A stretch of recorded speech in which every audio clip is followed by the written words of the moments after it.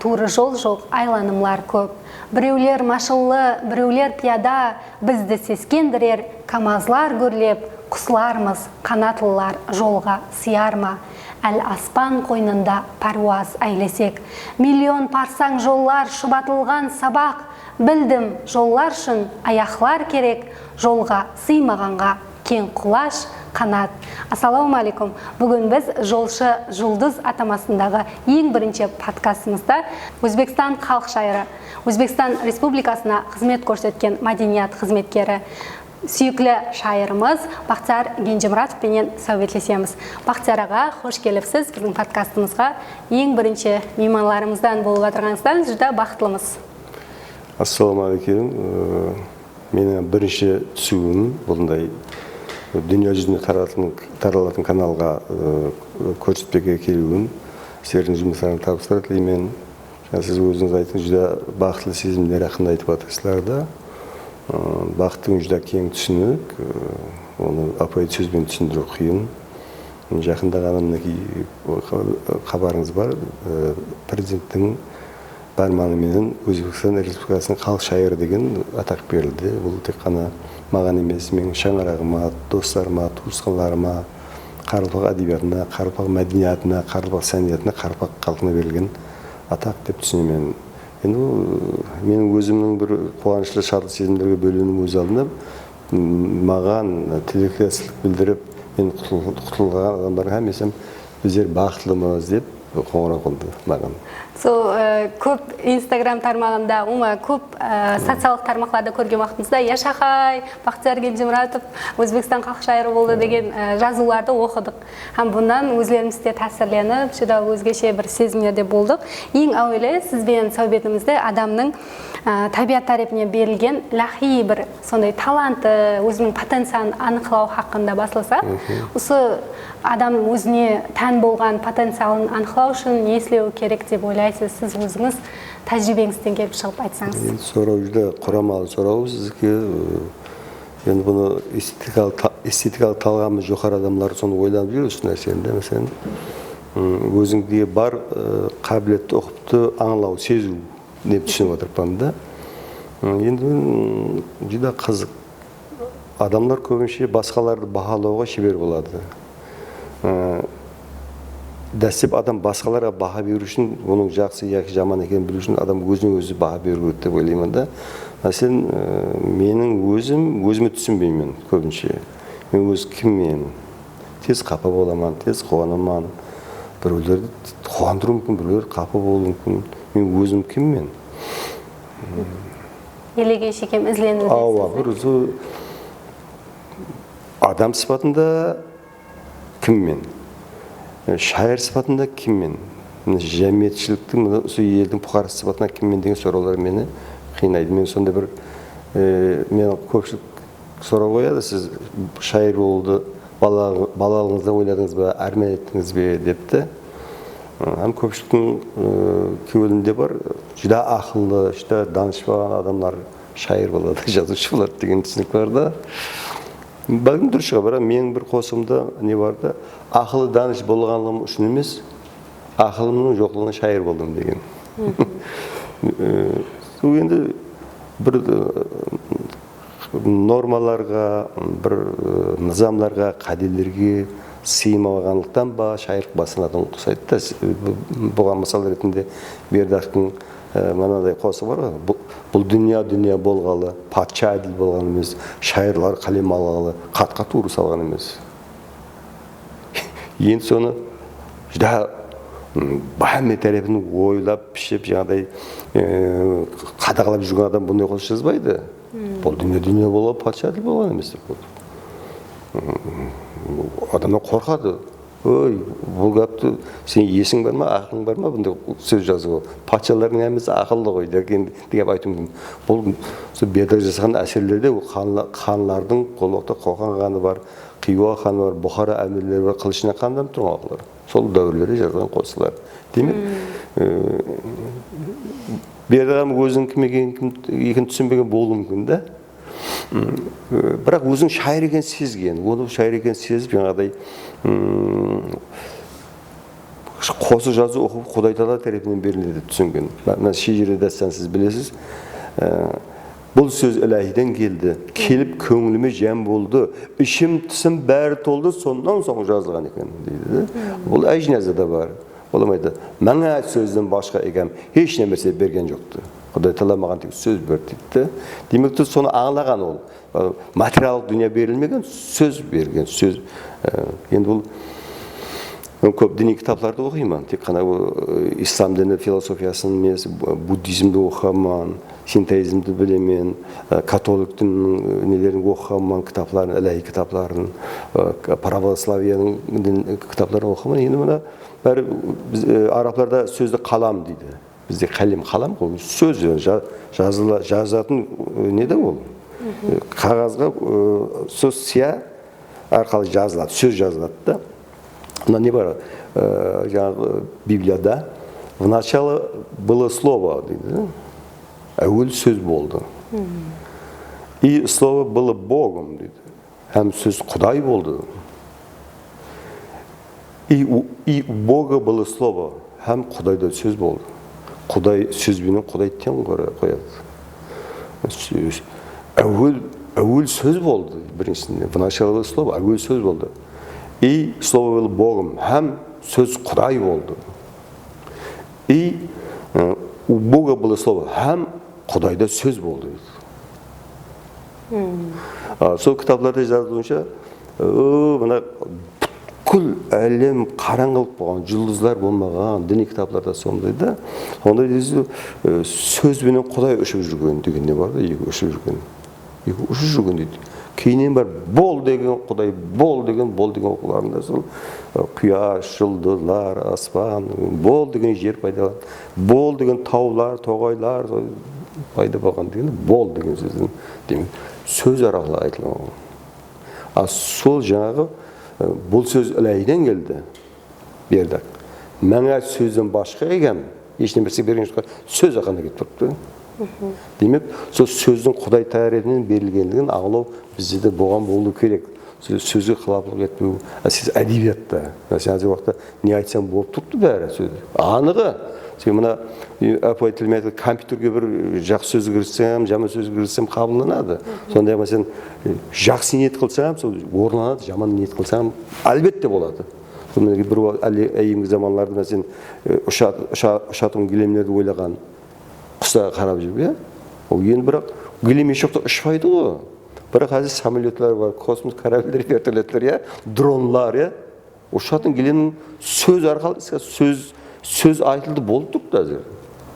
Оның ғана айна қарап отырып, жаңағыдай бір елдің патшасы бір айна қарап отырып, бір қызды көріпті, көз ашық болып қапты. Болмаса айна қарап отырса, сиқырлы айнаға жаңағыдай бір қыз бір елдің жігітін көріп, ашық болыпты, жігітке қыз ашық болыпты деген нәрсе бар да. Демек қазір телефонлар, телевизорлар, фотосуретлер айтқан сөз болып тұрды. Демек сөзде карамат бар. Демек мына сөздің Құдай Тағала берілгендігін сөз бала оғымыздан сезінген болуымыз керек. Бірақ оны дәлелдеу қиындады. Демек, сіздің пікірлеріңізден аңлап отырғанымыздай, инсан өзінің потенциалын сәулелендіріп беру үшін бұл дүнияға көбірек іздену керек. Әлбетте. Көп білімдерді үйрену керек, көп кітап оқу керек, сондай-ақ әдеби шығармаларды да терең аңлау керек. Бақтар аға, сізбен сөйлескен уақытыңызда бір мәрте айтып берген едіңізді, Хорезм уалаятында сіз қосып оқып отырған уақытыңызда үлкен люстра түскен, құлап түскен, һәм сол сіздің дауыс тоныңыздан деп көпшілік инсандар айтқан екен. Хақиқатында да сіздің дауыс тоныңыздан, сіздің қосып оқуыңыздан инсан қандай бір өзгеше күш-жігер алады. Адамның ішкі дүниясыменен сәулеленіп, үйлесімде жасауы, оның сол өзінің дауысының тонына қалай тәсір етеді деп ойлайсыз? Бұл психология ілімінде де бар екен. Адам қаншелі өзінің ішкі дүниясымен үйлесімде жасаған сайын, оның дауыс тоны ашылып, бір шырайлы түске келе бастайды екен да, шырайлы тонға енеді екен. Терең ілімелесіп баратқандай да, жақсы психологиялық сұрауларда инсанның психикасын аңлау үшін қойылған сұрауларды мен жаңа айтқаныңыздай ел қалада болды, Қарақалпақстанда. Ел қала хакимияттың үлкен залы бар, жаңа сарайы бар. Сол жерде енді бір әдеби кешеге барғанбыз. ректораттың Болат Қуанышбай Өтенязов профессор, ректор, сол проректорлардан жаңа бір топ шайыр жазушылар бар. Сол жерде Неметолла аға қаланың районының хакимі еді. Сол кезде маған сөз беріліп қосуға мен бұл жұрттың батырлары қайда дегенде. Оятыңлар, алпамысты оятыңлар. Безігіміз сыбыр-сыбыр гәплерден, безігім нәубетші мәпілерден көкірек керіп тұрған, саулат көрік болған, қарақалпаққа айбат беріп тұрған, кеттім шылфы қорғанына, паю-пияда сілкініп қонған бүркітті еға сілкініп жеттім. Бұл жұрттың батырлары қайда, бұл жұрттың шайырлары қайда деп басанатты. Ең кейінде оятыңлар, алпамысты, шариярды оятыңлар, ер назар алы көзді оятыңлар, оятыңлар, оятыңлар. Жоғарыда жаңағы люстра бар еді, жаңағы 2,5 тонна, 3 тонна шырр етті деп. Болмаса залда адамды толып отырды. Елқала районының оқытушылар, оқушылар дәріл хакімай сыртқа шығың деді. Сыртқа шығын люстра таша отырып кетті. Сонда айтып жүрген Бақтияр, сенің дауысына карамат берген, мен біздің люстраны сындырдың сен депті. Сондай болған уақия ол. Расында жаңағыдай себебі мен ойлайтын емді, шылбы Құраны пияда барып жазған қосы ертелі жылдарда. Қарбы халық батыр, қарман, жауынгер халық дейді. Кәні біздің батырлар соқты. Қорқақлар, сатқынлар көбейіп кетті ғой. Соны қайтып ояту керек, бұрып ояту керек. Сол ояту үшін мен пияда шылпыққа барайын, шылпыған қарбақлардың, айымға бабалардың бір үлкен тарихи орны, осы жердегі бір үлкен, бұны 3000 жылдар бұрынғысы бабаларымыздың, мамаларымыздың ұрықлары оянар. Сол жерде сол қосы жазылып еді, соның оян дегенмен ойамайды, қатты бағырып, жүректен шыққан, бауырдан шыққан, қаннан шыққан дауысымен жазылған қосы қоз. Оны өйтіп оқымасаң, оятыңлар, анаған тәсір еткен, Құдай тәсір қылдырған болады, расын болған оқият. Шайғалып, сағарты түсіп кетті. Демек, ол инсанның ішкі ауаз, мәселен қазір мен сыртқы ауаз есіліп тұрды, бірақ сол сыртқы ауазда іште энергия болады. Жүректе қанды бір энергия болса, энергия не сол? Сөзге беріледі, сөз арқалы біргеді іштегі энергия. Ол іштегі энергия көзге көрінбейді. Ол көзге қай уақытта көрінеді? Жазылғаннан кейін көрінеді. Жазылып, содан кейін ауаз арқалы естіледі ішкі энергия, ішкі ауаз. Жазу арқалы көзге көрінеді, оқылады. Сол демек, мен бұны әзіргі заман ілімі дәлелеу мүмкін осы нәрселерді. Себебі қосы жазған оқылары мен жалғыз қаламын, Құдай мен жалғыз қалған нәрсе. Қос жазған ешкімді алдау болмайды. Біреуге жағымпаздық қылу болмайды қос жазған оқылары. Прозалық шығармалар қандай екенін білмеймін де, оқыған уақытта да пәнмен ұмытасың. Қосқа беріліп, қостың рухында ұшуың керек. Сол кезде ол құдіретлі бір неге энергия айланады. Сол энергия сол ішкі ауаз, ішкі қалыптегі, кеуелдегі ауаз сындырған болуы мүмкін. Басқалар сөйтіп айтты, бәлкім солай шығар. Сұрауың жүдә орынды. Ішкі ауаз жүдә үлкен көп жылдардан бері жатырған нәрселер олар. Тек өзіңнің емес, халықтың жүрегіндегі, патриотлардың жүрегіндегі, қалбіндегі жатырған нәрселер олар. Соны кітаплардағы бар, кітапларды оқыған кітаплардағы ауазлар, идеялар, сол идеялар сол іште энергияны күш-қуат пайда етеді. Сол сөзге бөлінеді. Сөз жүдә құдіретті күш. Айттық бана әуел сөз болған. Сөз Құдай болды дейді. Арасында сөз Құдай. Егер сөз болмаса, қаяқта телевидение, сөз болмаса физика қайда, математика қайда, әмі сөз арқалы. Сөз арқалы жаратылып жатырыпты. Дәсіп ауызша сөз, оны қағазға түседі. Қағазға түскеннен жүдә ол күшейіп кетеді ол сөз. Сол самолетлардың пайда ұшып жатқанда, космос корабльдің әмі сөз арқалы болып жатырды. Инсанның бұл Құдай Тағаланың бір яратқан мақұлығы, бірақ саналы мақұлығы. Хайуанларда, құстарда, балықларда, әттеки микробларда да, солардың бактерияларда, солардың өзінде тән һәм жан бар. Дене мен жан бар. Адамда тән мен жан бар. Осы тән мен жаннан басқа адамда жаңа бір Құдай Тағала тарапынан берілген бір нәрсе бар. Ол қалып, кеуіп. Тауды тасы сөз бұзар, адамзат. Тауды тасы жел бұзар, адамзат сөз бұзар. Сөздің құдіреті. Сөз. Қараңда сол нәрселер сөздің құдіреті арқылы болатын нәрселер. Демек сөзге жеңіл-желпі қарамауымыз керек. Не айттың орнады?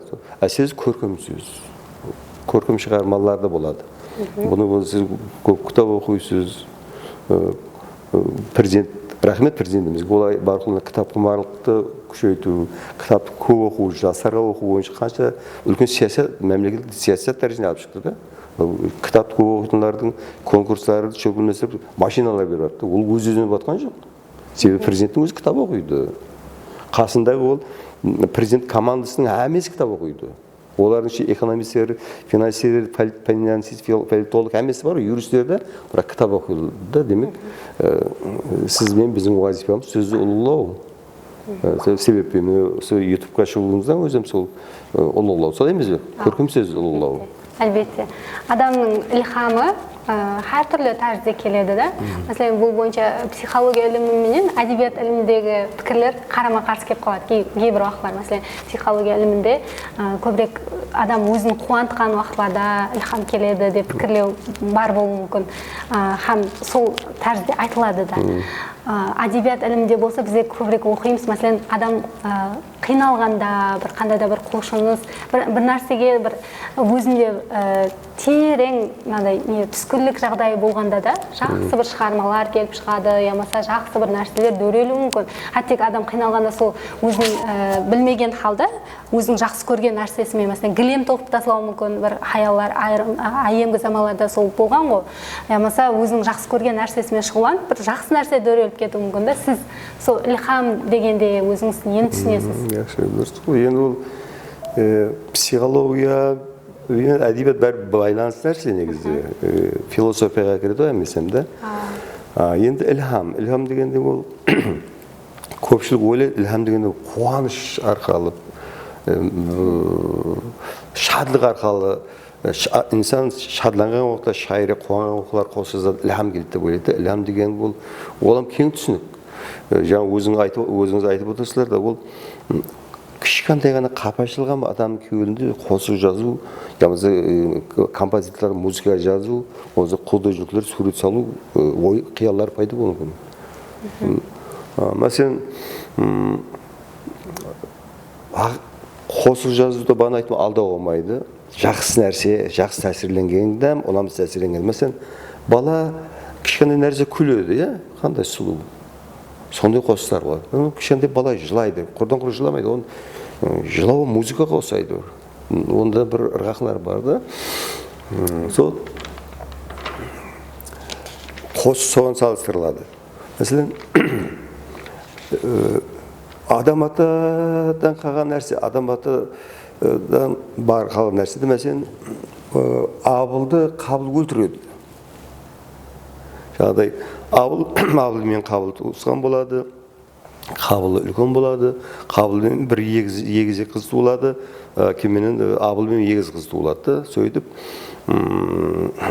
екі өсігінеді, жүдай айымғы заманларда, дүние кітапларда жазды. Сөйтіп, олардың абылмен қабыл ер жетеді, олармен бірге туылған қызым бой жетеді. Сөйтіп, екеуінің олар низам сонда екен, адамзат аз да. Сөйтіп, жаңағы адам ата пайғамбарымыз жаңа кімге қабылға абылмен туылған қыз аласаң дейді. Ал абылға қабылмен туылған қызды аласаң дейді. Екеуінің некесін қимақшы болады. Сонда сол уақытта да сүрлер енді. Әзірге емес қой, әзір халық көбейіп кетті. Сонда кейін қабыл өкпелейді. Неге дейді? Мен дейді өзімменен туылған қызды аламан дейді. Себебі ол сұлу болады да. Аны абылмен туылған жүдә сұлу болмайды. Сол кезде жаңағы яқ дейді, низам бойынша, қаде бойынша ондай болмайды. Екеуіңіздің араңыз алшықлау болған жақсылық бар. Себебі бір дүнияға келдіңдер қабыл сен қызбен. Соның үшін анау абылмен қабыл бірге келді. Соның үшін ара ашық болған үшін сен абылмен туылған қызды аласаң дейді. Сонымен қабыл болады. Себебі қой бағып жүріп барады. Сонда шайтан көкірегіне жаманлық салады да.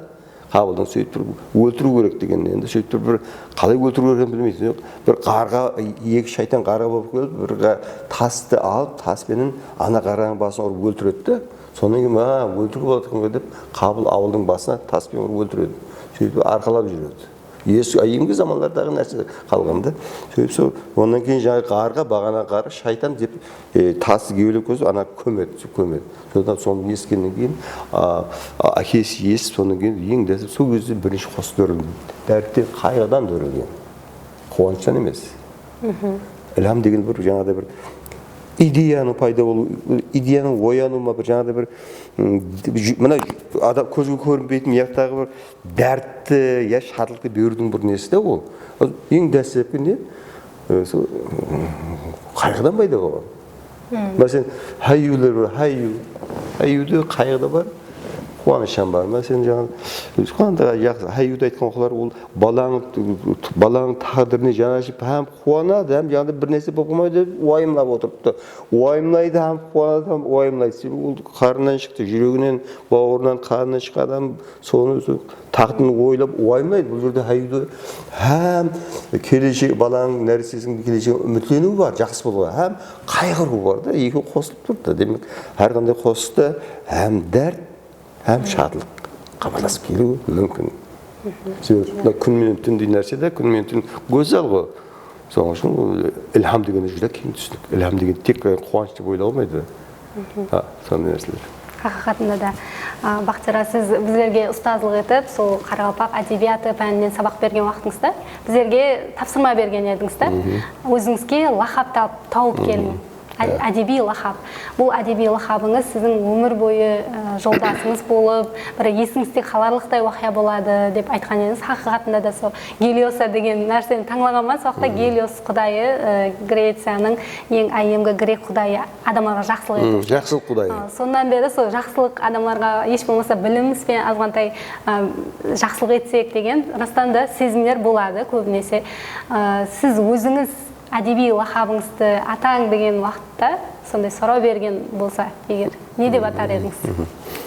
Енді әдеби атаман қою енді шайырлар өздерінен қояды. Мәселен, Зиуар, кімде Ажнязы, Мақтумұл Прағи дегенде, мәселен, біздің ұстазымыз Ибрахим Юсуфта Аязи деген лақаблар болған. Енді ол саналы түрде қойылады. Енді бір халықта енді ол әдеби атама деп қоймайды, бір лақап сырттан қояды. Мәселен, пәленше шұнақ, төленше бір нәрсе деген дейміз, шопан, бағман деп қояды. Ол енді көбінше дөретуші адамларда болады. Мәселен, түркілерде бір жақсы не бар, олар түркілерде шайыр жазушы болмасын, өзіне өзі былайша енді низам бойынша қойылатын, метрика қойылатын атлары болады, өзі қойып алады. Мәселен, түрктің бір жазушы бар, Әзиз несің деген. Әзиз сен кімсің дегенде, сен мына жәмиетті кімсің, түрк әдебиетінің кімсің дегендей қойылған да. Енді Ибрахим Юсуфтың Аязи мәселен. Ол жаңағыдай бұрынғы Аяз хан туралы аңыздар бар мәселен. Сол шопан болып жүрген адамымыздың бақыты соны қан болып кетеді. Соны ғана аяғына киіп жүрген шарқ деген жаңағы ешкінің терісінен сіңген аяқ киім ғой, әзірге етік емес. Соны патша болса да қан болса ағаштың сырқа ілдіріп қойған екен. Сен барқұлда оны естіп тұрышын, сен ешкім емессің Құдайдың алдында. Сен кешегі жүрген шопан едің. Құдай саған берді, сен әзір мінекей патша саған деген. Соның үшін Аязи деген лақапты, мәселен, Аязи кім Ибрахим Юсуф ойлап қойған. Сен кеше кім едің сен? Ибрахим ағаның несі ол арасында бұл әкесі халық дұшпаны болып қамалып кеткен адам ол, атылып кеткен. Юсуф Ишан. Ол көп балалды көп қиналған Ибрахим Юсуф. Тегі оның жаңағыдай бір нелері, дәсіп қоқылары ол, енді көпшілік біледі, бұл халық дұшпанның баласы ағайындары үйлеріне кіргізбеген. Балалық сөйтіп өткен. Бейбізада апамыз жеңгеміз зорға үйленген. Халық дұшпанның баласы болған. Сөйбесі болған, ол үлкен ақсақалдың несі ол жаңағы қызы, соғылар түсінгі сондай да, қызының тағдырын ойлаған. Бермеген. Ол көпшілік білмейді оны. Бірақ түбінде кейінде ол да ең дәсі Москвада болған, Москваға да іздеп барып жүрген ізінен. Оның ең ол қызын Ташкентке өзгерткен. Менің жігіт уақытым, сенің қыз уақытым соқтай жазылған. Сол дәуірлері келген. Демек қараңды бұл жаңа лақап байланыс. Мәселен, Сен жаңа өзің мен сіздерді оқытқан оқулар лақап қойың деген емес. Себебі ол өзің өмірдегі позицияңды анықлай аласың ба, анықлай алмайсың ба деген немен қоямын. Себебі мен студент уағымда маған бір курсымыздың біргенде Қалымбет аға Сұлтанов деген жаңағыдай сіздердің кім екеніңізді білмейін, соңғы бағалаған оқулар. Памятыңызды білсем, жаңағыдай пікірім өзгеріп, жаңағыдай қате бағалау мүмкін. Соңғы сіздер жаңағыдай курсымызға тек әдеби лақап қойып келің деп еді ғой. Сонда мен Феникс деп қойғанмын. Феникс деген жаңағыдай грек мифлерінде бар. Құяшқа шегем ұшып барады, құяшқа барып күйіп жанып кететінін біледі. Құяшқа жеткен оқулары жаңағыдай күллер шашып жерге түседі, қайтадан құралып қайтадан ұша береді. Демек күрешеңіл ұрықлықты бір жаңағыдай алған бағыттан қайтпайды, бір жігерлілікті сол оқылар сондай бол деген ниетлер болған ғой менде. Сөйтіп қойғанмын. Сен жаңағыдай жақсылық ету. Сен себебі мына қалбыңды, жүрегіңді әмбесін сен программаластырдың. Біз сөйтіп сол жасауды программаластырғанбыз да. Демек ол өзіне өзі лақап қою, мәйлі ол шайыр жазушы болмай қойсын, бұл мәйлі шофер болуы мүмкін, болмаса режиссер болуы мүмкін, оператор болуы мүмкін, болмаса мұғалім өзіне лақап қойса бірақ бір өзінің концепциялары көрінеді сонда. Өмірге деген тұрмысқа концепциясы көрінеді. Демек бұл лақап қоюлар жақсы нәрседе бастайды деп ойлаймын. Себебі сенің өзіңнің кім екеніңді, болмаса кім болуың керек екенін сен белгілеуші бір жұлдыздай болады да, деп соған қарап жүресің. Сен жаңа Гелиос пе еді? Гелиос. Сен Гелиос. Ол жақсылық құдай. Сенің жұлдызың сол. Сен өзі саған жамандық қылған адамға да жақсылық қылуды ойлайсың. Өзі солай болады. Жақсы адамдар құяштай кең болады ғой. Құяш әмбе кетең. Жақсы адам әмбе кетең. Мынау жақсы екен, тек соған жақсылық қыламын. Мынау жаман екен, тек соған жамандық қыламын деген ой болмайды. Болмаса сен жақсы болмайсың. Солай емес пе? Себебі Құдай әмбе кетең. Құдай әмбеге мейір беріп қойыпты. Бірақ әркім әрқилы жолымен жүреді. Жақсы демек әдеби лақап қою ол. Бірақ мен өзім жазған шығармаларыма лақап қоймаймын, бірақ ішім біледі менің не екенімді. Қою да бір мен қоймағанмын. Бірақ сол баяғы Феникс екенін мен студент уақытымда Феникс екенін білемін. Сондай. Ажайып. Сорында Бақтияр аға, мен бір сұрау көп уақытлардан бері қинайтын еді. Адамның сана асты деген, яғни адамның дана өзлігі деп айтылады да. Адамның дана тарихы санасында жайласқан болады. Бұл архамиде жайласқан болады екен да. Сол архамиден біздерге түс арқалы белгілер беріледі деген айырым пікірлер бар. Ілімде тасдиқланбаса да. Бірақ өздерімізде сол көп кітапларда оқығанбыз, санасты көп нәрсе подсознание может все деген кітап бар. Сондан басқа да көп кітапларда оқығанбыз. Фрейд бұл хақында жазған. Зигмунд Фрейд. Сондай-ақ көп басқа да әдеби шығармаларда да бұған куәсі болғанбыз да. Мәселен, түсіңде аян берді деген нәрселер. Сіз бұл пікірге қалай қарайсыз? Адамның бір шеше алмай тұрған қарарларында сол түслер арқылы шешім қабылдауы дұрыс па? Сана туралы. Енді сана да жүдә кең түсінікті. Сана енді балалығынан бастап, ананың қарнында басауының мүмкіндігі бар. Ананың қарнында бала жеткен оқылар, ол қоршаған орталықты қабылдайды деген нәрселер бар да.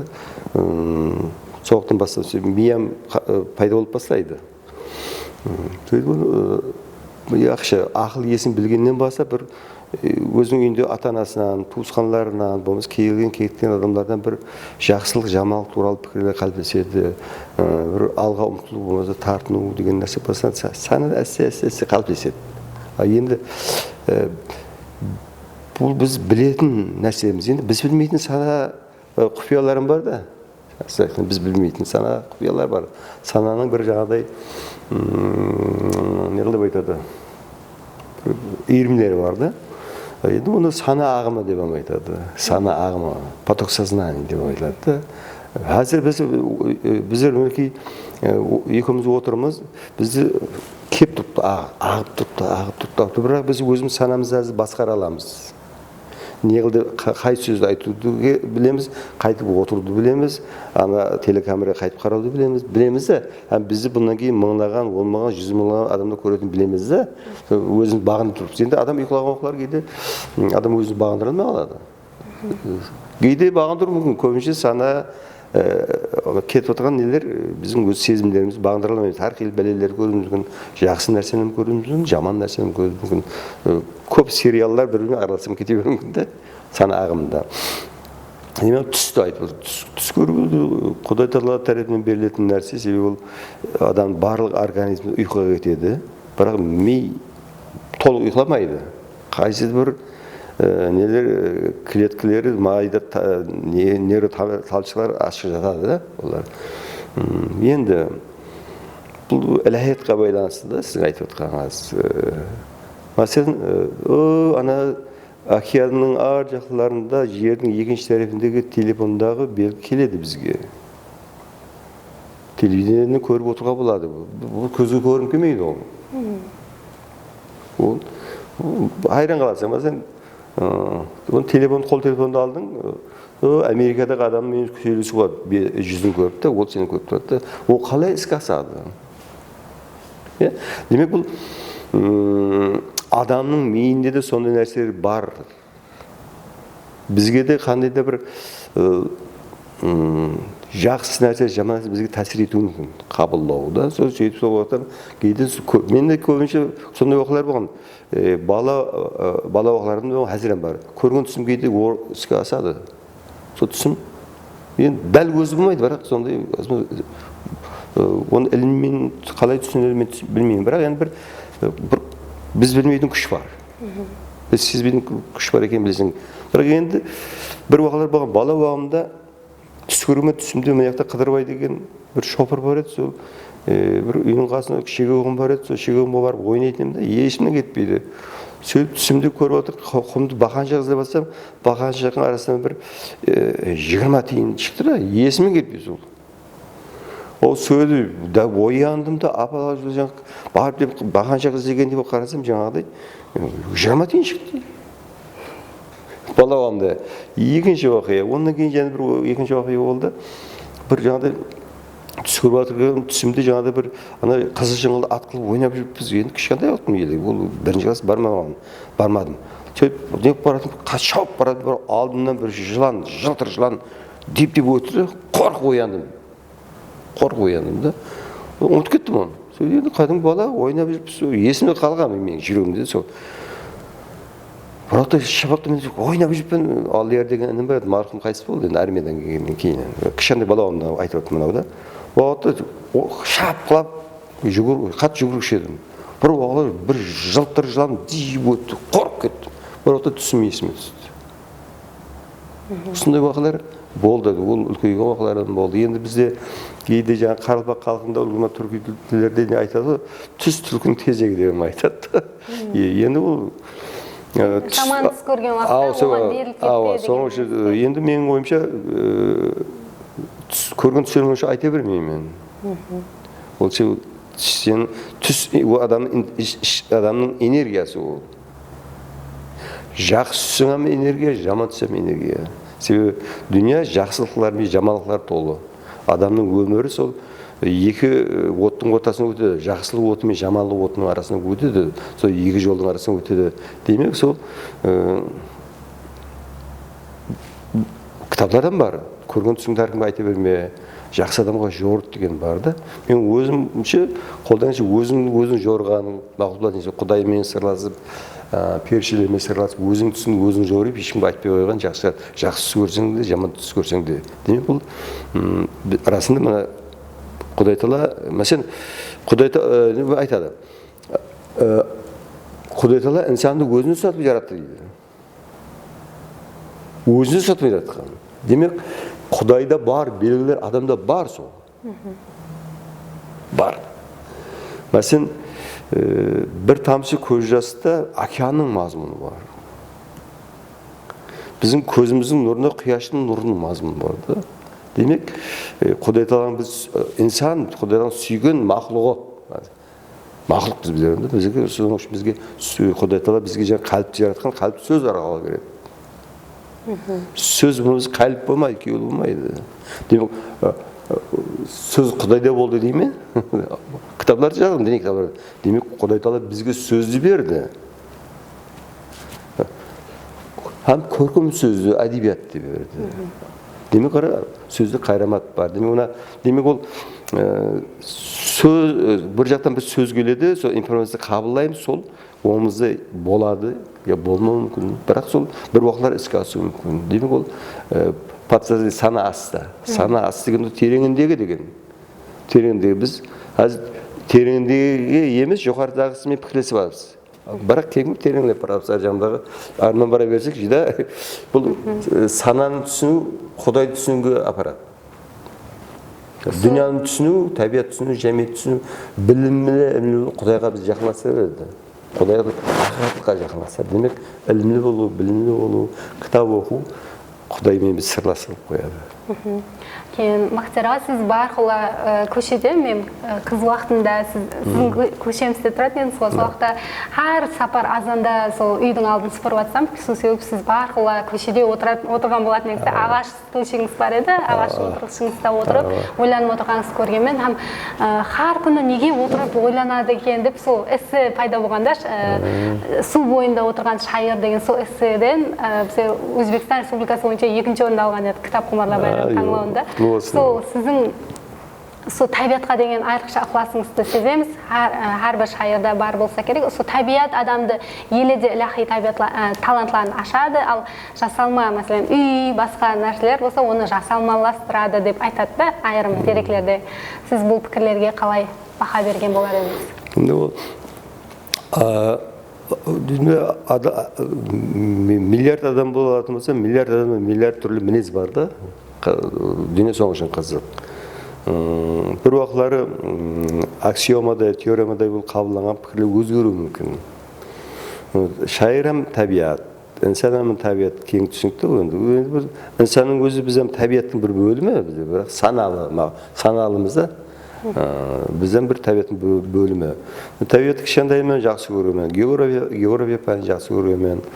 Бір оқы Арал теңізде жаңағыдай 88 жыл жел беретін резинка қайықтар барып, ассалаумағалейкум Арал деген офшор жазғанмын, сондай да. Жаңағыдай табиат жақсы көремін, шылпы қорғаны пияда барғанмын, сондай нәрселер. Расында табиат Құдай жаратқан нәрсе ол. Енді мына жайды адам жайды, енді Құдай тәліп жайды адам соғады. Машинаны адам соғады да, бірақ Құдай тәліп берген ақыл сана арқылы асырылады да. Бірақ енді мына терек жердің астынан өсіп шығады.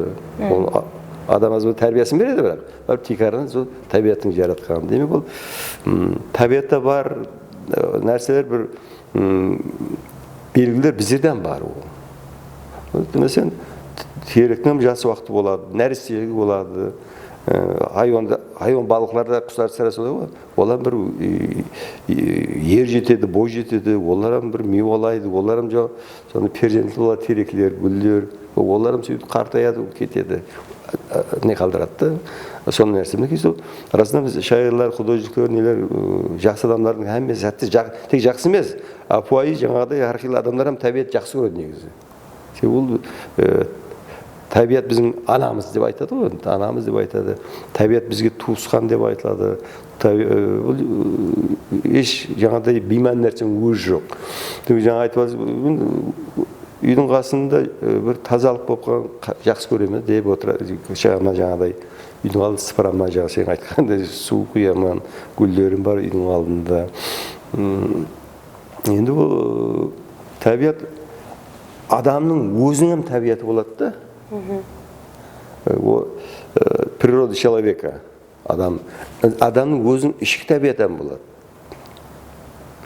Мәселен, сіздің өзіңізден бір адамның өзінің тағдырында да өмірінде сіздің өзіңіздің бәріңіз жазыңыз, күзіңіз, қысыңыз болады.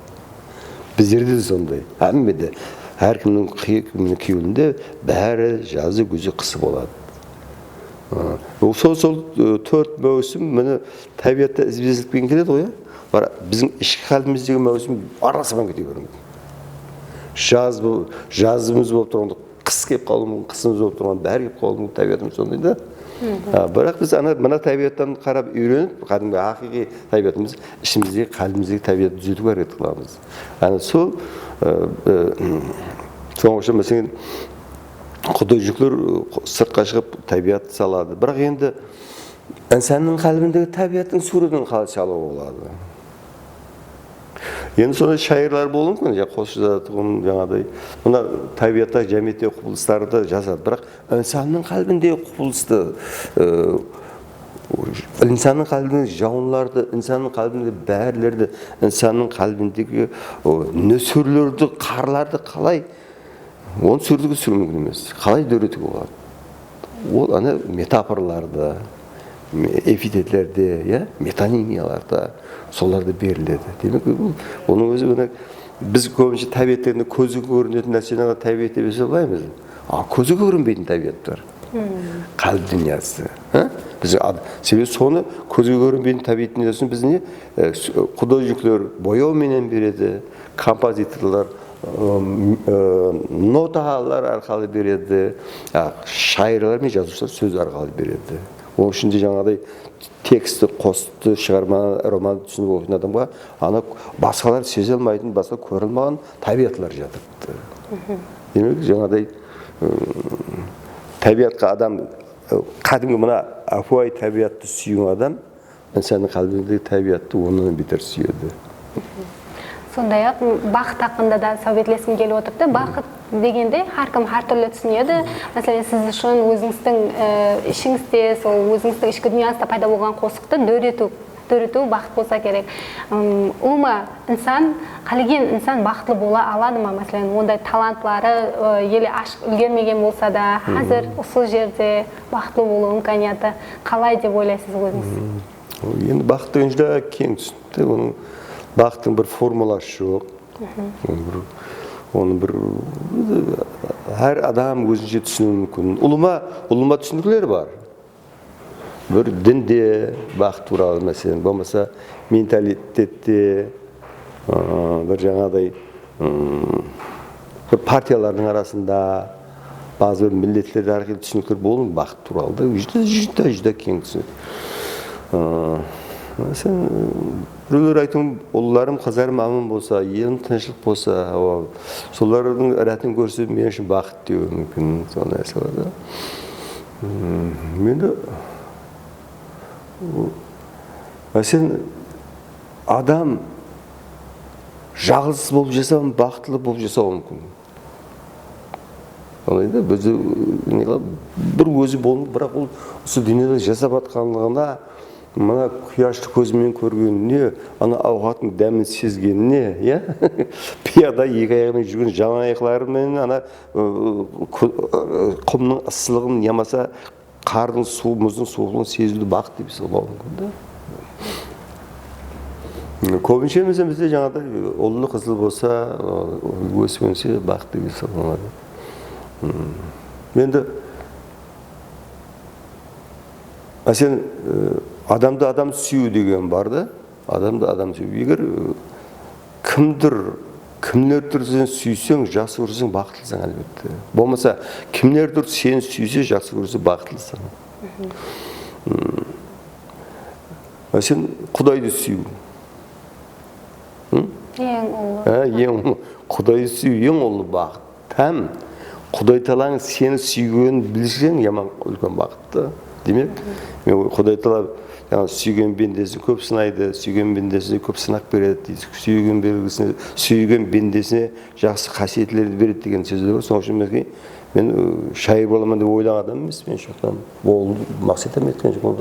Бірақ Құдай Тағала берген екен, шайырлық оқыпты, халықтың, елдің, болмаса өзімнің жекесімдегі дәртілерімді қосып шығарып жазып жүрген бақытлымын деп есептеймін. Енді жүзді кең түсінікті ол.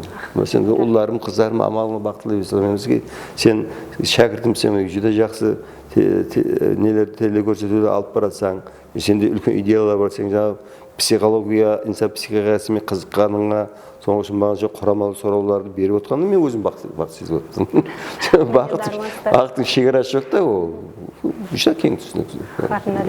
Сізбен сөйлескенде адам үлкен бір философпен сөйлесіп отқандай болады да, сіздің талиматларға көзқарасыңыз қандай? Бүгінгі күнде әртүрлі талиматлар, басқа шеттен кіріп келатырған, мәселен нумерология яки базы деген талиматлар бар.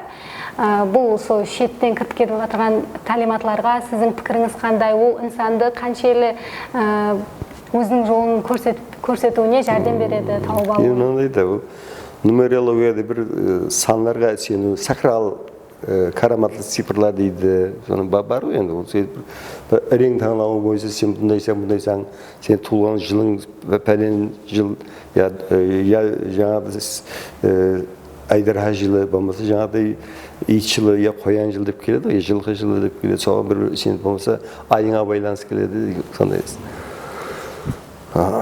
Енді бұл менің ойымша енді, бұл енді керек адамдарға да бұндай нәрселер. Адамдар адамдарды кейде жұлдызлар болжауына ұқсаған нәрсе. Енді ол біреулердің айтқан сөздеріне жұбан болуы мүмкін. Туысқанның қатесілі айтады, жұбату сөз туысқанның, я апасының, я ағасының, я ажағасының, я досының айтқан жұбан болуы мүмкін. Бірақ жаңағыдай бір жұлдыздарға қарап болжау, айға қарап болжау, сәнелер қарап болжаулар адам өзін тәсіле беріп жұбатуы мүмкін. Бірақ адамзаттың рухи дүниесі үшін жақсы нәрселер. Бірақ мен өзім ол нәрсе бойынша сенбеймін. Өзім расын айтым керек та, сенім айтым керек та, сенбеймін. Бірақ кейде менен сол деп отырып қаламын, мен доңыз жылыман, мен доңыз жылыман сөйтіп. Онан кейін айым май жаңа тана айы да, ораз айтқан ғой деп қоямын. Көбісі менен бір доңыздай жаман мінездерім бар. Тур басып кетемін да, керек болса жол барса айыр жіберемін деп, не деймін, соны мінездерім бар деймін да, расынан бар, рас екен деп ойлаймын. Оның айым май айы, тана айы дейді, бұзау айы дейді. Ол тәрелерім бар, бұзаудай немен, сонда еркет айман, деп өзім жұбата. Басқаларды айтаман. Адам өзін-өзін жұбатып білу керек та. Өзіне өзі тәсілі бере алмаған адам, өзін-өзі жұбата алмаған адам, басқалар жұбата алмайды, тәсілі бере алмайды. Адам өзін-өзі мақтап тұру керек. Өзін-өзі қошаметтеп тұру керек. Ішіңнен өзін-өзі мақтаған, өзін-өзі қошеметтеген адам басқаларға қошемет бере алады. Ол өзіне өзі энергия бере алатын адамдар да, енді арызша мақтау емес, оны айтып отырған жоқ адам. Енді бір көзебаға деп мақтанып жүреді. Енді кейде ата-анаң мен мақтанғым келеді, туысқандарым мақтанғым келеді. Mesela сіздерде шәкірттерімізбен өзін мақтанамыз барқылы. Туысқандарымызбен мақтанамын, достарыммен мақтанамын. Ол мақтаныш деген жақсы нәрсе ол. Енді соны кейде жаңағыдай нумерологияға байланыстырып жібереміз. Пәлен жыл туған себебі. Болмаса бұна айда үлкен Грецияда бір император туылған. Сен соған сәйкес келіп тұрсың, түрлерің саптыр деп көтермеймін. Біз сөздің адам. Біз мына адамның күйеуін көтеру, күйеуі жоғарылып кеткен адамның күйеуін басып тастау біздердің вазифамыз. Жүдә мұңайып жүрген адамдарды көтеру, бір азғындайын қаралбақ халқымыз. Бірақ дүниеде қаралбақлар көп. Басқа милletті қабылдап кеткен қаралбақлар дүниеде жүре көп. Қаралбақлар мен айтайын, енді тарих кітаптарда бар, жауынгер халық болған деген. Мен тартынбай айта беремін. Бірақ не үшін жауынгер халық дегеніне қалай дегенде итекені Киев князьдерін, Москва князьдерін қорғаған үшін олар пұл төленген. Жаланбалы әскер болған. Мен тартынбай айта аламын. Наемный армия дейді ғой, жаланбалы әскер. Қарабақтың жігітлерім, қыздарым батыр болған. Қылыш жасады. Тіршіліктің бір формасы да. Искендер Зұлқарнайында сол хақында әфсана да бар еді. Сол қарақалпаққа қызмет етеді, оған ең ақырында біздердің жақсылығымызға жауап қайтармадыңыз ғой деген уақытында сіздер кім болыпсыз дейді, кейін олардан айырылып қалады. Қарақалпақлар оларды тастап кетіп қалады оны. Мен айтайын. Мен қарақалпақ туралы қызық атты атаман ғой. Енді сөйтіп қарақалпақлар себебі тіршіліктің бір формасы. Өзі диқаншылық қарақалпақ көп қылмаған. Анық бағмашылығым қылмаған. Қарин құрайып қоғанғанның әскері болып кеткен. Хиуа ханының, қазақ ханларының, қырғыз ханларының, Бұхара әмірлер ханларының дүниеде сөйтіп жүрген. Соның үшін бұлар неде бар? Қарақалпақ дегенде қалпағанда жұқа киіз емес бұл. Жұқа киіз емес, жаңа қадым бас киімнің емес қалпақ деген. әйемі түрге қалғыларда. Бас киімнен қалпақ деген соны киіп жүрген. Соны енді қара қалпақлар сол кеткен оқылар деп. Олар әзіргі орда бар ғой, орыстарда красный береты дейді, зеленый берет басынан не киіп жүреді ғой? Спецназ. Десант. Арнаулы формалар бар. Қара қалпақлар басынан сол қара киімдер киіп жүрген. Күнә қара құраш. Кімдер келді? О, қара қалпақлар жатыр. Олар аттан түсіріп, атларына от жем беріп, олар мал сойып, күтіп, сөйіп жіберетін болған. Қара қалпақлар сондай болған. Айыңғы заманнан. Мен әзірге шейін айтып отырмын. Әзір қорқу болмайды. Анық айтып бір демократияда. Мәселен, Англияның королеваларының қасында дән қара құрашлы нелер жүрді. Олар қойдың терісін жол кимеген. Емен қара қалпақтарды алған деп, қара қалпақтарды алған деп мақтан жетемін. Нән қалпақ. Алсаң көреді кімдер кетір? О, қара қалпақтар кетір. Дәрхал малды сойын. Сөйліп, әр жаққа қара қалпақтар тарап кеткен. Тіршіліктің бір формасы. Мен сондай жақларым бар. Мақтан жетудің жоллары. Деп мен қара қалпақтар сөйліп мақтан жетіп жүрмін. Әр қилы вариантлар бар қара қалпақ дегеннің. Қара қалпақ, қара папақ, черный клубокүй, қауымы сүйеқи құлақ. 700-жылар, 800-жыларда бар ол. Араблар еткен. Қара қалпақлы қауым. Біздің ата-бабалар үйді емгінен бастаған.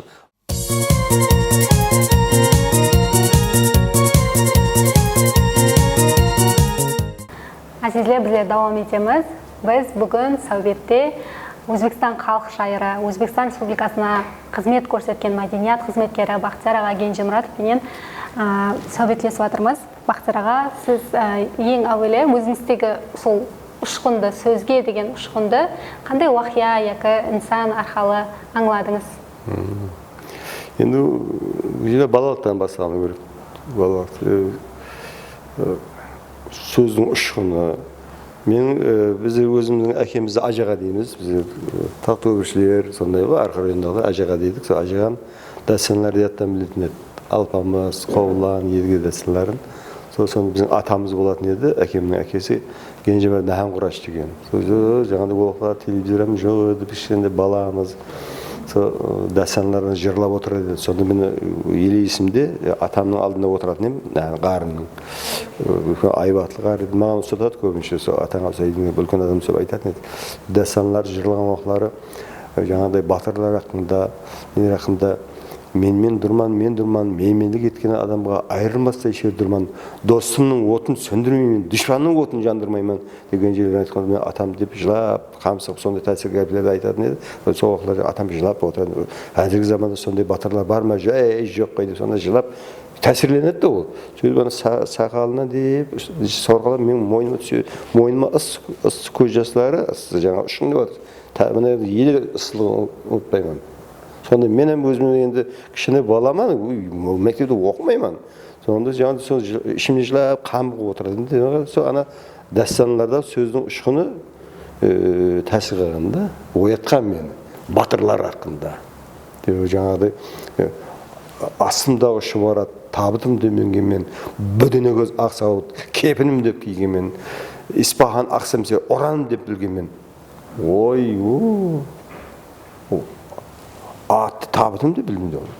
Сол уақылары батырлардың не қандай жүректен шығады ол да.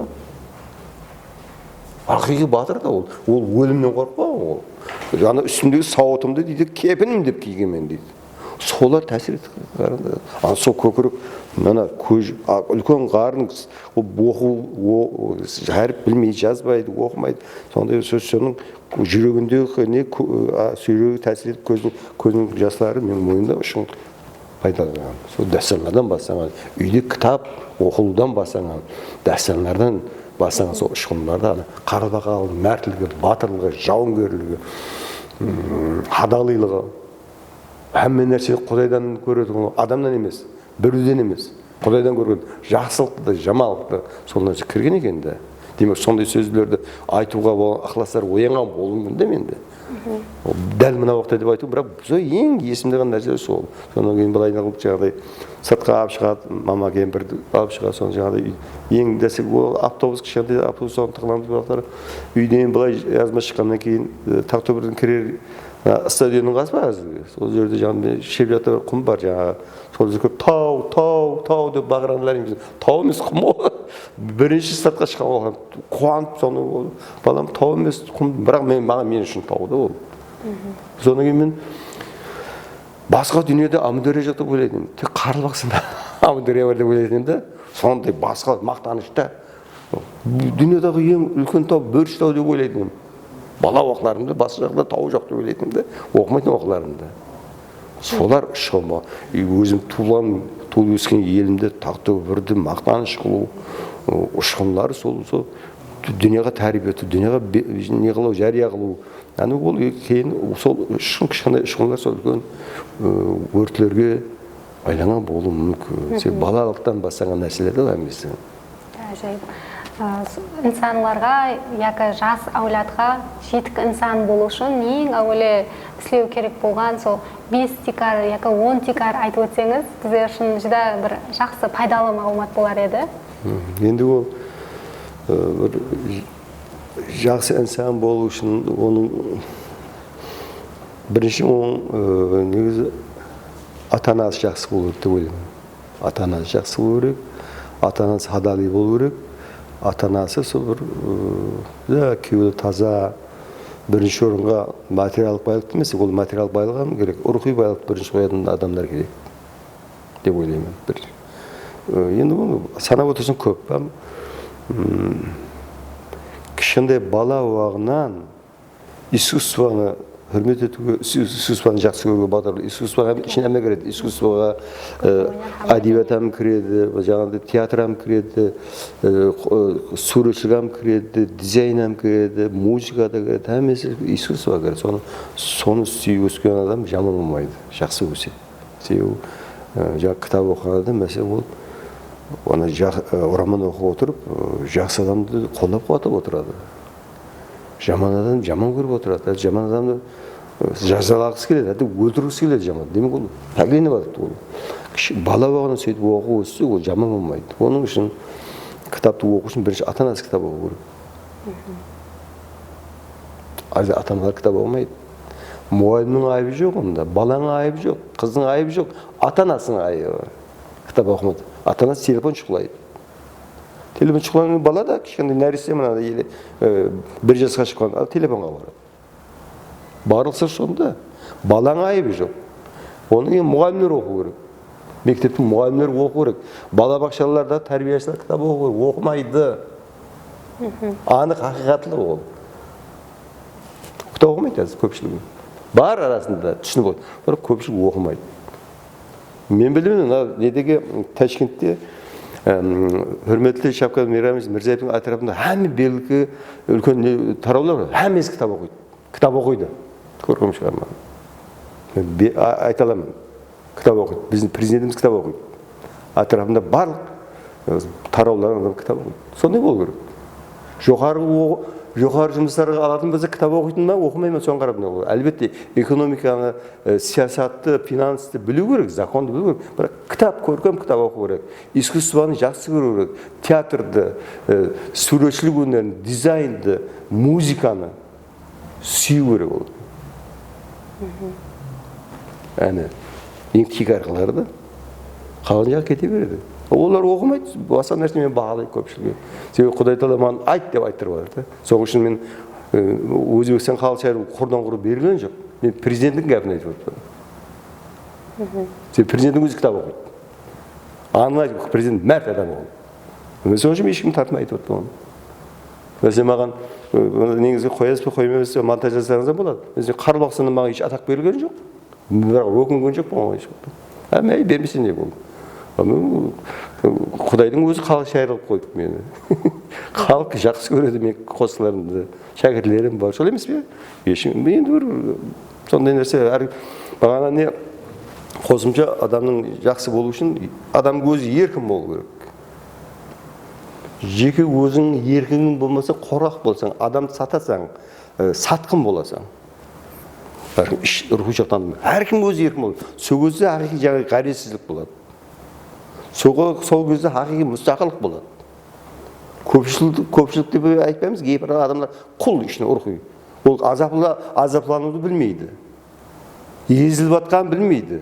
ана басшы езіп жатса соны езіп жатқанын сезбейді да. Егер сен езіліп жатқаныңды сезсең, сен құл болмаған, оған бәрібір. Вот сол уақытлар адам жақсы болады. Дәстеп адам өзі еркін болсын, өзі ғаресіз болсын, қалбан ғаресіз болсын, кітап оқу керек, искусствоны жақсы көру керек.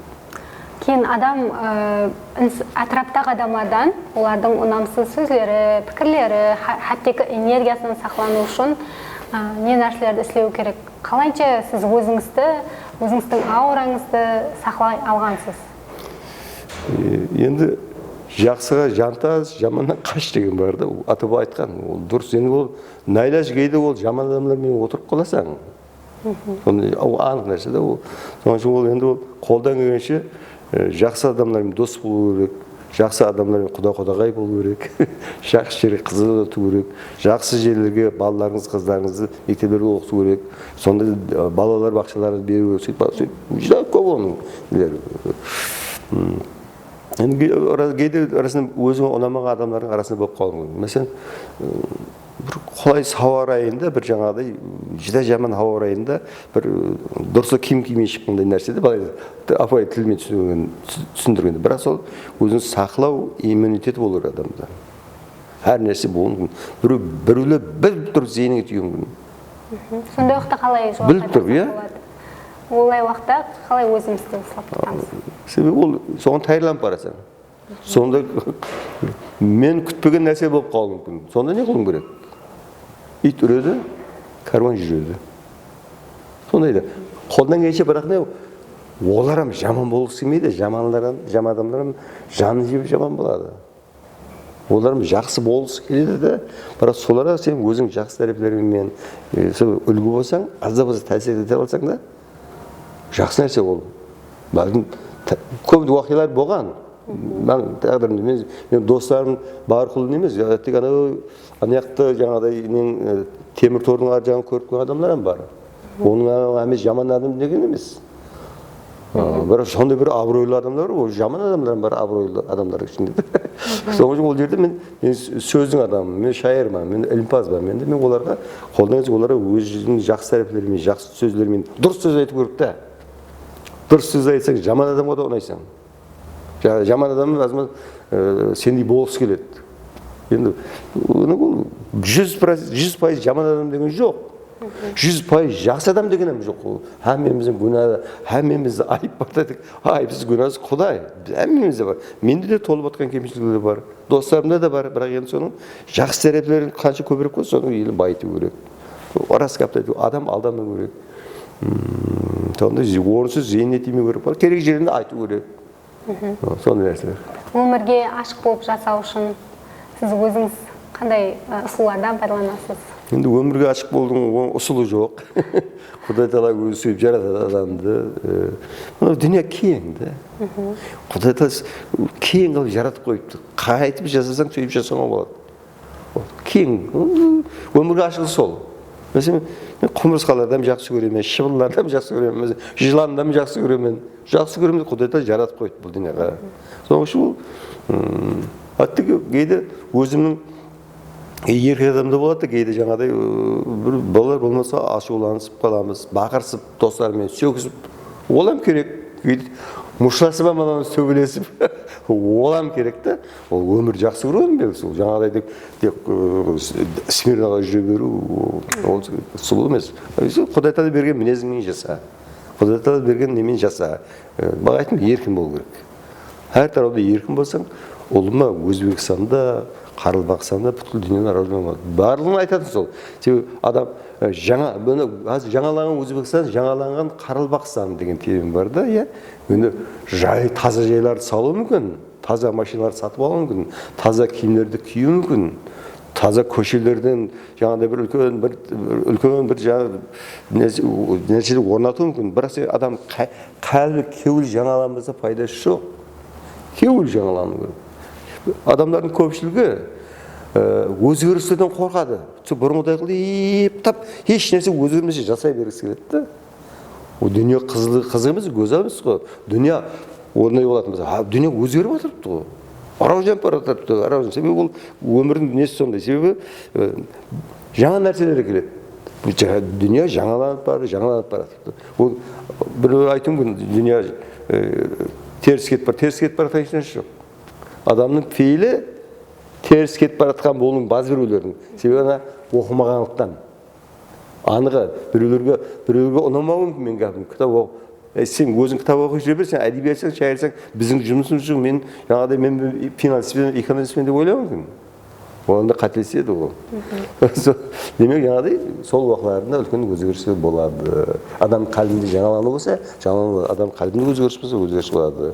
Мәйлі адамдар тазадан жай салсын, таза жайлар кисін, таза машиналар кисін, таза киімдер кисін, мәйлі.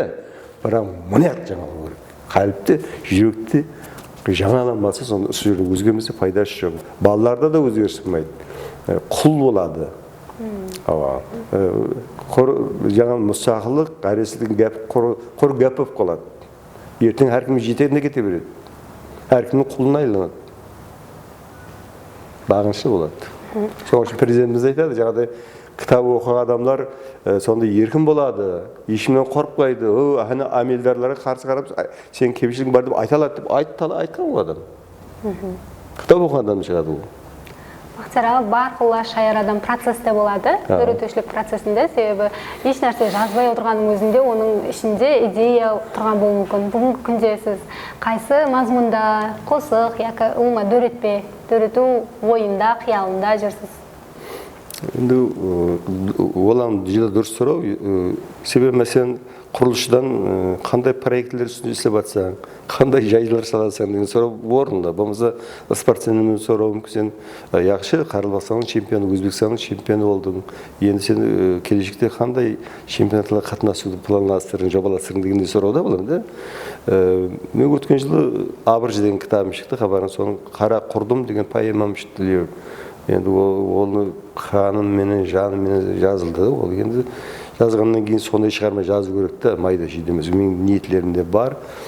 Енді ол, мәселен, туылacak балаға ат қоя алмайсың ғой. Сондай нәрсе. Бірақ енді тек өзіміздің миллеттің, халықтың, әдебиетінің шеңберінде емес, регион құрамында, Орал Ғазия көлеміндегі болмай, дүния көлеміндегі шығармаларды жазу бір дүнияға бір Ибраимаға да, Әжінәз Бердақтай болып, Абдулла Арифлерде болып көрінудің өзімді көрсету емес, Қарабақ халқының жүрегін, қалбін көрсету. Оның үшін потенция бар деп ойлаймын мен өзімде. Бірақ енді бізде жақсы шайырлар бар. Жақсы жазушылар, солардың шығармаларыны өзімізде белгілі, өзбек халқына белгілі, бірақ сыртқа шығару да болмайды. Біз яқшы Қарабақтың қауыны, Қарабақтың газы, Қарабақтың нефті, Қарабақтың тоғы, алтыны шығарып, енді Қарабақтың әдебиетін қайып шығару керек дүнияға.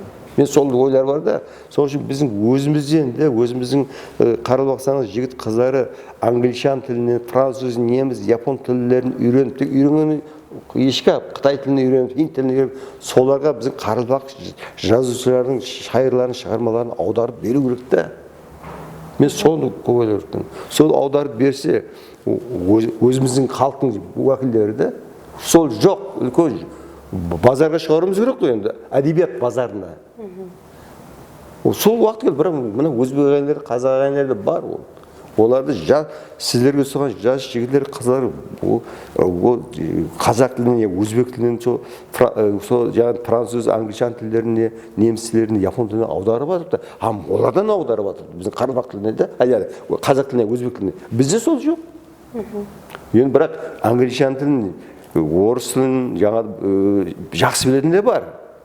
Білуменен оны білуменен қосты шығарманы аудармалау, көркем аударма өзі дөретушілік бұл уақыт себесен аудармашы болсаң, шайырмен жарысқа сөзсің. Мәселен, Ибраим Юсуптың қосықларын англишан тіліне аудару үшін Ибраим Юсуптай ойлану керек. Онымен жарысасың. Анығы, я сол Ибраим Юсуппен тең болуың керек, я болса ол жоғары англишан тіліне, япон тіліне, Қытай тіліне аудару. Сол нәрселер. Сол кемшілік болып тұрды. Бәлкім пайда болып қалар. Бәлкім сіздер англишан тілдерін білесіз ғой. Бәлкім сіздерден басқалар мына естіп отқандар болуы мүмкін. Шлейік сон бірлікте. Маған айтып еді, Бақтияр аға сіздің қара құрдымыңызды деді, егер неміс, француз, аңшылар вообще нені алады деп. Қайырды сол аудармашы. Ажайып мазмұнлы сәубет болды. Сол өзіңіздің бақалы уақытларыңызды, минутларыңызды бөліп біздерге сәубетлес болғаныңыз үшін, ішкі дүнияңыздағы барлық сырларды бөліскеніңіз үшін, барлық үшін міннетажылық білдіреміз. Алдағы дүрітушілік жұмысларыңызда да, іліми жұмысларыңызда да тасқын табыстар тілейміз. Бақтияр аға, сонда біздің тамаша өңірлерімізге, Жолшы жұлдыз подкастының тамаша өңірлеріне ең жақсы комментарий иесіне өзіңіздің бір кітабыңызды сауға ете аласыз ба? Осы подкастыңызға өзінің бір пікірін білдірген адам. Ең жақсы пікір. Бірінші сіздің осы неге алып шыққан кітабын беремін. Ондан кейін сіздің мәслихатыңызбен кімге берсеңіз соны беремін. Мақұл ма? Рахмет. Сіз өзіңіз инсаниятқа, біздің халқымызға айтатын сөздеріңіз болса, рахмет. Байрам тілеклеріңіз. Енді тілек жүр көп. Оны бір сағат айту мүмкін, 2 сағат айту мүмкін. Ең бастысы ата-анаңды сүй. Туысқанларың сүйіп жасаңдар, халқымызды сүйіп жасап үйреніңдер. Өзін-өзі қадірлемеген инсан, өзін сүймеген инсан, ешкім сүйе алмайды, ешкім қадірлей алмайды. Соның үшін әркім өзін-өзі сүю керек. Кім өзін-өзі сүйеді? Өзі еркін адам өзін-өзі сүйеді, еркін адам. Өзін құл сезінген адам еш уақытта өзін жақсы көре алмайды, өзін аямайды. Соның үшін әммеге рухи еркіндік, рухи мұстақылық, рухи қайратшылық тілеймін. Яғни осы нәрсе болса, біздің отанымыз, халқымыз аман болады, тыныш болады. Хақиқи мұстақыл, хақиқи еркін инсандар болсын. Әммеңізге амандық тілеймін, рухи еркіндік тілеймін. Халқымыз абадан болсын, тыныштық болсын, тарғашық болсын. Дариямызда, Амударияымыз су толы бақай, Арал теңізіміз бұрын қадіне келге елаймыз. Кеше ғана жаңағыдай себеппен үлкен мемлекеттік атақ алды. Осы мемлекеттік атаққа бүткіл Қаралпақ халқы, алайық себебі Қаралпақ халқына бәрі кеш келеді. Жаз тез кетіп қалады, қыс тез келеді. Судың ең аяғы, дұрысы су жоқ. Бірақ осы жерде хақиқи қаһарман, мәрт, хақиқи жауынгер, миллет, халық жасап жатыр ол Қаралпақ халқы. Сенің әмеңізге бақыт, дәулет, әумет, ұзақ өмір республикаға бұл дүние тұрғанша Қаралпақ республикасы болып жасай беруіне тілектеспін. Рахмет. Подкастымыздың бірінші санында өз жұмағына жетті. Пікірлеріңізді Бақтияр ағаменен сәубетіміз дауамында өзіңізде пайда болған сезімдеріңізді комментарийге жазып өтің, һәм кітаптың жеңімпазына айланың. Келесі подкастларымызда болса, біз жолшы жұлдызларымызбен сәубетті дауам етеміз. Сау, саламат болың.